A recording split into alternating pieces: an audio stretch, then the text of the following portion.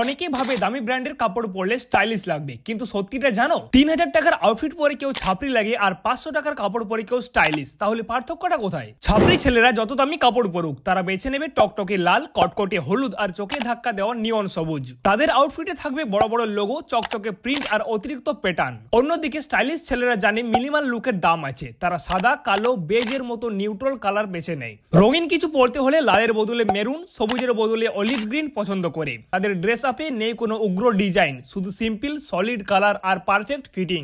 এক কথায়, তোমার কাপড়ের দাম নয়, তোমার রুচি তোমাকে স্টাইলিশ বানায়। তাহলে বলো, তুমি কোন ক্যাটাগরিতে? কমেন্টে জানাও।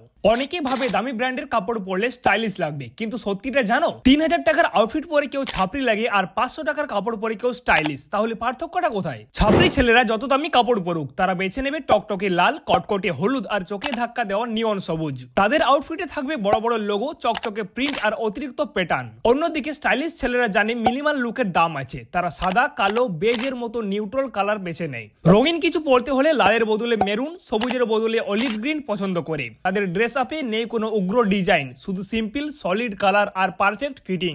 এক কথায়, তোমার কাপড়ের দাম নয়, তোমার রুচি তোমাকে স্টাইলিশ বানায়। তাহলে বলো, তুমি কোন ক্যাটাগরিতে? কমেন্টে জানাও।